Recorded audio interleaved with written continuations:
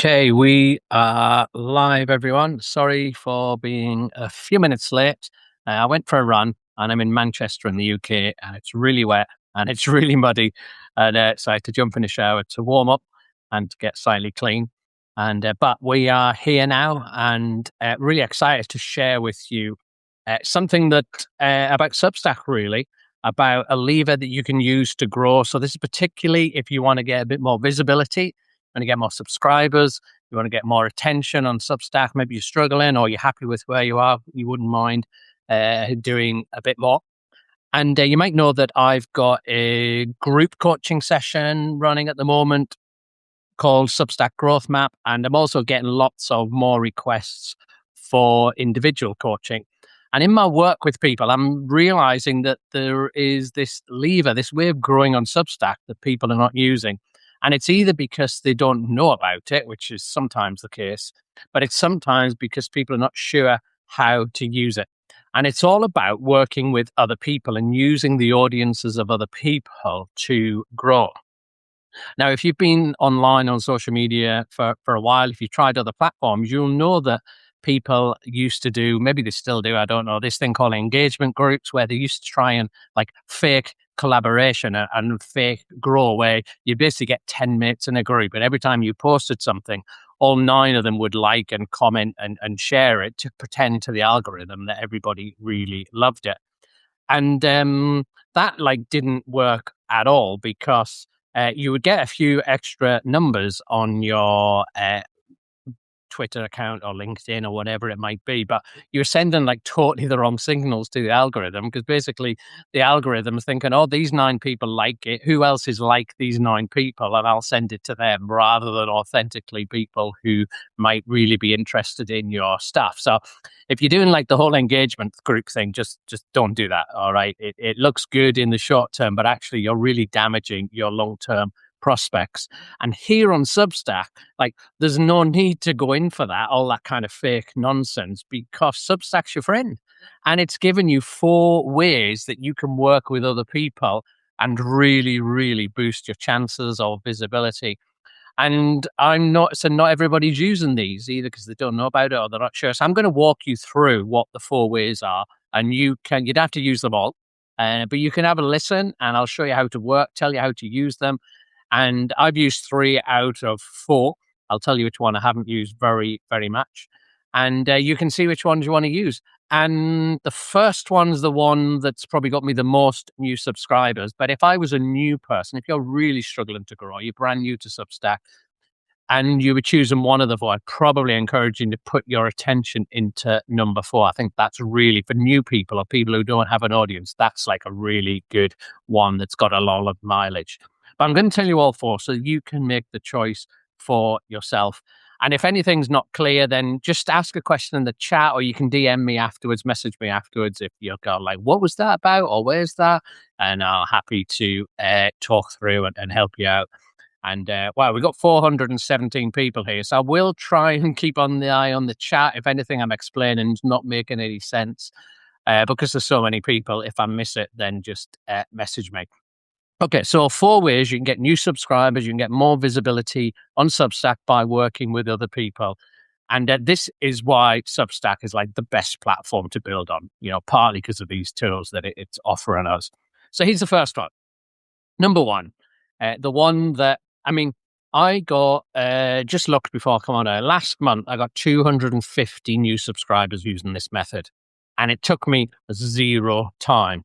Like, would anybody else fancy like 200 new subscribers from doing like absolutely nothing this month? It's just crazy how much this one works. And it's called recommendations. All right. And here's how it works. All right. Essentially, if you're recommending me, all right, let's imagine you're recommending me and somebody subscribes to you because they love your stuff on notes or posts or whatever it might be. After they've subscribed to you, what's going to happen is they're going to get shown a second page. And Substack will choose probably from random all the people you're recommending and it will show. And so if I'm one of the people you're recommending, then every now and again, I'll be shown to one of your new subscribers. And I'm not even doing anything. And half the time, folk will say, oh, yeah, I'll have a look at the irresistible writer. It sounds interesting. I'll sign up. And so all you need to do is to get on the recommendation list of other people. And every time they get a new subscriber, you might be one of the ones who gets shown. And that'll happen month in, month out, month in, month out, till the point you're just rolling in subscribers without doing anything.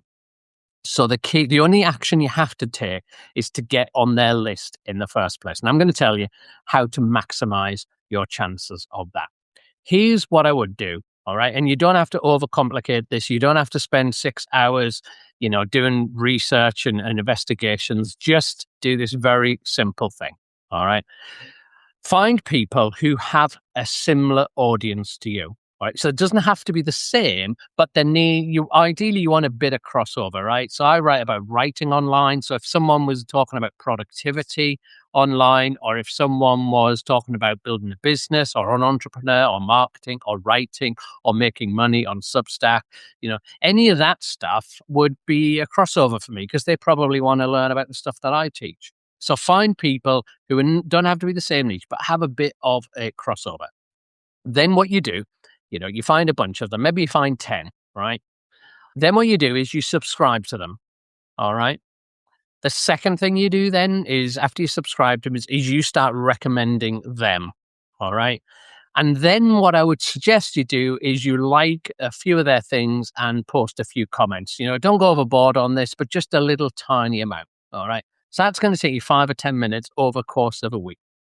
And then I would leave it, all right, a couple of days, leave it a week, whatever. And then direct message all those 10 people and say to them something like this, just like, hey, I really like your stuff about productivity, really helpful. Or if you've got something specific, like they wrote a post yesterday and you really liked it, you can mention that, but you don't need to go overboard in the detail. I really like your stuff on productivity. That's why I've started recommending you.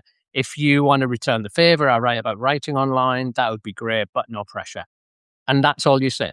All right. You tell them you're recommending. You don't kind of say, if you don't, I'll cut you off or whatever. But you just say you've went first and you just ask them to recommend you. And then you just leave it. All right. And probably I would suggest once a month, put it in your diary, a recurring action, and you find another 10 people, you subscribe, you message them, you recommend them, that you ask them to and do that every month, 10 people, that's 120 over the course of the year. Then some of them will recommend you. All right. And once they've recommended you, you're not going to get loads the first month. But if you imagine you're writing for the next 2 years, you've got 2 years of recommendations from that one person. Yeah. And if you keep doing it over time, that will start to compound. All right.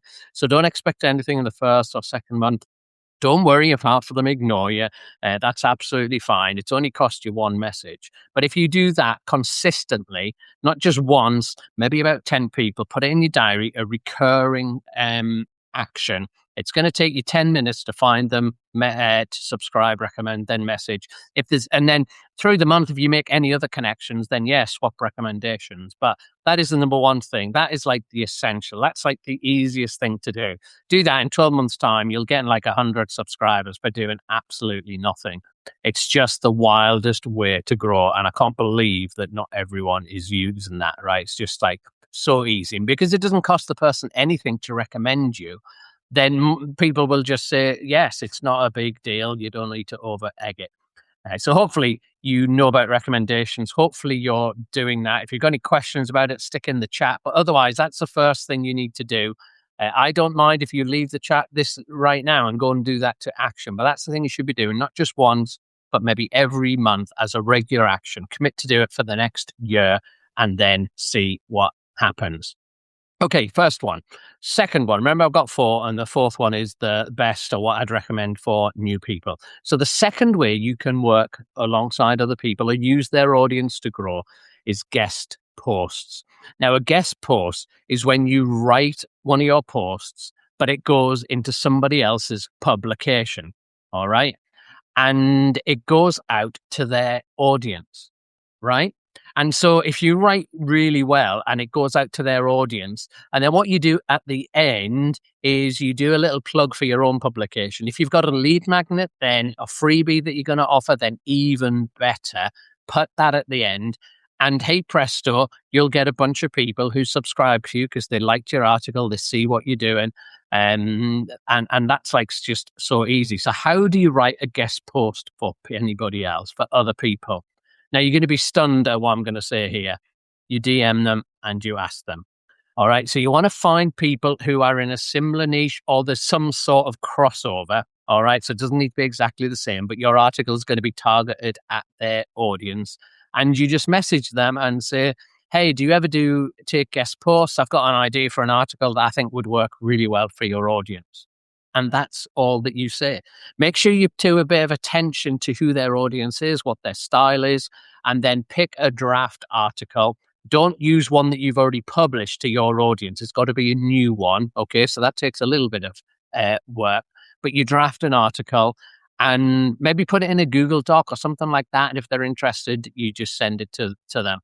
And for that, you can do as many people as you want. I mean, you're kind of limited on how many posts you can write. So if you feel like I can write one extra post a month or two extra posts a month, then approach people until you've done one or two guest posts. Now, this sounds crazy, but like, why would someone let you do a guest post into their publication? A couple of reasons. One of the reasons they would do it is because that means they don't have to write a post. Right? You'd be surprised how many writers are struggling to get their consistency, to get the number of posts that they've committed to. But if you write one, then like you're doing them a favor. Plus, you might have some insights. You might have some wisdom that they don't have. And they'll be thinking, I can serve my audience by saying, here's some stuff that's going to be really helpful to you. And then if they're good, you kind of, they will get a good favor as well. And so this is just like such an easy win. And I did it. When did I do this last? I think it was November. All right. I went on a crazy spree and probably 5 or 6 other publications I approached. And all six of them just said, yeah, sure. I'd love to have you as a guest post. And I've got like loads of articles. So writing's not difficult for me in terms of new stuff. So I was able to pull them all up. And some of them might ask for a trade. Occasionally someone might ask, but most of the time people don't even ask me for that. All right. And so that's just like a really easy win. So you want to make sure it's targeted at their audience and you want a strong call to action at the end because you're in front of them. Don't make them do all the work, but tell them to subscribe. Tell them what you're going to offer. Don't just say subscribe to me, but like say, follow me and this is what you'll get. If you've got a freebie, a free offer that's in your welcome email, then mention that. If you don't have a free offer in your welcome email, this might be a good time. Get my 3 tips on how to do this. Get my strength workout, whatever it might be that's relevant. Offer something free, and you'll get more people signing up because you don't want to waste that opportunity because you've got only one there.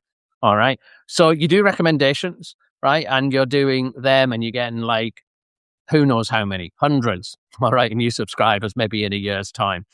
The second thing that you're doing is you're doing guest posts. You're just reaching out for people. Now, let's just, before I go on, guest posts, you want to be reaching out for people who are kind of in the similar number of subscribers, the similar size of publication. Now, you can go for people bigger. That is absolutely fine, but don't go like too crazy. You've got 37 subscribers and you ask someone who's got 127,000 subscribers, that's probably not going to pull out. But if you've got 100 and someone's got 500, that could definitely work. If you've got 700 and you appeal to someone for 1,500, that could definitely work. And actually, you've got nothing to lose. And I would suggest the people you ask for a guest post is maybe those who you've done the recommendation thing with already, and they seem to be quite responsive. Yeah. So then you've already had a bit of a contact. A guest post takes a bit more trust. So you maybe want to be commenting and be in their area a little bit, show that you know what you're talking about. But yeah, it's a good way to do it. So recommendation is kind of anybody almost. Guest post once there's a bit of trust.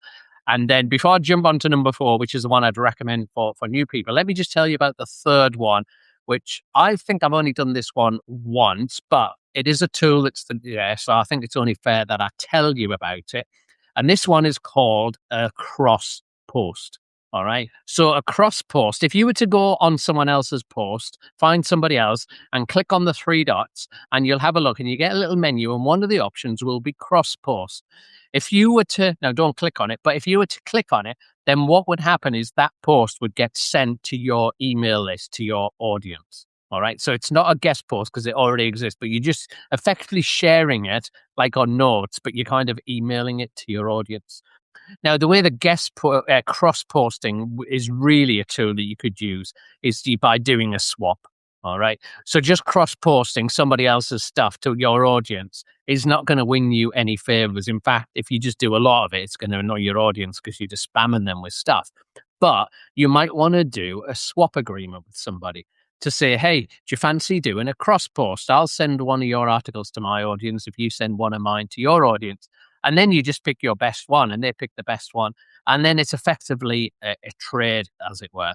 I remember doing this on Kit before I was on Substack with somebody, and it was a great way to get some extra subscribers. So that's not something I've done so much on Kit, on Substack, sorry, but it is a tool that is there. And if you've got some people that you're friends with, or if somebody for guest post doesn't work for whatever reason, then you could do that. And the advantage is if it doesn't cost you any more writing, because you're just sharing something that you've already done, whereas guest post, you've got to produce an extra thing. Have a go and see what happens. If it works and you get a few extra subs, then maybe that's a strategy you want to do more and more of. All right. So you need to be doing the posts and the notes and all that sort of stuff. But this kind of working with other people is this like secret power of Substack, not just a one-off, but like a regular thing that you're doing. So we've got recommendations, we've got guest posts, we've got cross posts. And then the last one, which you must know about because you're here, is lives.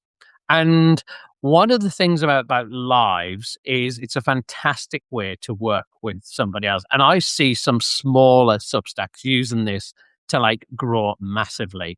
And essentially, this is what you should do. If you're quite small and you're struggling for visibility, here's a really great hack, is that you contact someone who's bigger than you. This is where you'll get away with contacting people who are bigger than you, because bigger people love to be in front of new audiences. And you contact them and say, hey, I wonder if I could interview you on Substack Live. I'd love to interview you. I'm impressed with what you're doing. My audience would really benefit from your stuff. And most times folk will say yes to that. All right. And here's why this is so clever. All right. So firstly, it takes you time to interview them, but doesn't take you any work. All right. Because you just ask them questions about the niche and they'll love to talk. As you're talking, you want to make sure through the questions you drop in who you are and what you do. So don't make it a big sales pitch, but don't make it always about them. Mention in something that you offer, mention what you're learning, mention what your niche is as the introduction to a question, and you'll certainly bring in your own stuff as well. But here's the beauty of it. Do you know what happens when two people go live? Both their audiences get told about it. So if you're 1,000 subs and you interview someone who's 6,000 subs, then 7,000 people get told about it. And if you're small, then that's really great to get in front of a whole bunch of people. And then what happens is once you finish the live, all right, you've got loads of people on like there is now, like 547, which is fantastic. Everyone's really, really welcome. What happens when you finish the live is Substack really kindly turns it into a video and sticks it in your draft. Then what you can do is you email it out to your audience. All right. So you've got a live, which is really great, 540 odd people. Then you've got a video, which you can send out to all your people. Now, when you send out the video, like a rule of thumb is whatever is default for Substack is terrible. All right. Your welcome email is terrible. Your draft about page is terrible. And the draft it's going to send out with your recorded live is terrible as well. So you want to rewrite that. And what you should do is take the transcript. It'll give you a transcript, post it into ChatGPT, say, I'm going to send this video out to my audience. Give me a short what it's about, focus on particularly on the pain points and why my audience should re-watch it, what they're going to get out of it. So rather than some bland thing, you pick out the main things that they should watch it for. All right. So that goes out and then your audience is going to get an extra thing. And that didn't take you any effort because you didn't write it. But what do you think the person who's on it with you is going to do with that? There's a good chance they're going to share it with their audience. There's a good chance they're going to like it. You share it to notes, you tag it. They're probably going to share it because everybody loves talking about themselves. Everyone loves to, but you're part of that as well. So you're getting in front of more people. Plus, if you want, you can turn it into clips for notes or whatever it might be. Now, imagine if you did that once a month. All right, you've got 1,000 subscribers, let's say, and you're interviewing people regularly who've got 4, 5, 6,000 subscribers. And once a month, that means you're getting in front of 5 times as many people. Your face is in front of them, which is really important in the advent of AI. Your personality comes through. As you're interviewing them, you're going to drop in little nuggets about who you are, what you can offer, what you're learning, even though you're making them the main show. Then you send out the email with a focus on the outcomes. If you're on YouTube, then you could stick it on YouTube as well. Again, no kind of extra effort. And you're just raising your visibility. So when then people see you on notes or they see one of your posts, they think, oh, I know who that person is. All right. There's a thing in marketing where the whatever's most familiar, people trust. Have you ever noticed that? If you're looking for a new product, crisps or shampoo or whatever, and you maybe don't know anything about it, and you see a brand and you've never heard it before, you think, oh, I'm not buying that. I don't know what it is. You see a brand that you've heard of or you've seen on the TV, and you will buy it even if you know very much about it, because what is familiar gets trusted. So if your face is on all these things and then you come on notes, the instinct is people trust you because they've seen you before. They'll like you, they'll start to get into your notes, etc. And so if you're brand new or you're struggling to get an audience, once a month, do a live with someone else who's bigger than you. They'll say yes because they want to get in front of people.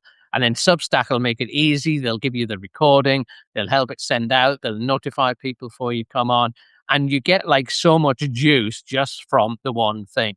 Make them the center of the interview, but drop in what you offer, who you are, any little insights that you've got. Come across as personable, likable, and then people will remember you in the age of AI and they'll want to connect with you. I mean, do those 4 things and it's just like a gift, isn't it? From Substack. If you've got questions, drop them in the chat. And I mean, to be honest, I haven't done many interviews with people where I've invited them because I just get asked all the time from people to do it. So I just do it. I've done 2 this month where people just ask me to interview and they just talk about my journey, what I'm learning. And I love talking with people. I love sharing it. And so I know that works. But if I was struggling for an audience, get traction, probably what I would do is I would do the live interview with other people. And that's like a free post a month that you don't need to make effort. There's lots of notes that come out of that, lots of content. And the person that you interview will like you because of it, because you're showcasing them. And then who knows in the future, if you get to the point, I mean, can you imagine if you did one live a month, right? And you're approaching 10 people for recommendations. And then in 12 months, you create a course or a digital product. And then you go back to all those people and say, would you like to be an affiliate? All right. How many are going to say yes? And suddenly it's not just about visibility, but you've got trust with all these bigger creators and they're willing to support you. Maybe they might promote you. Maybe they might become affiliates.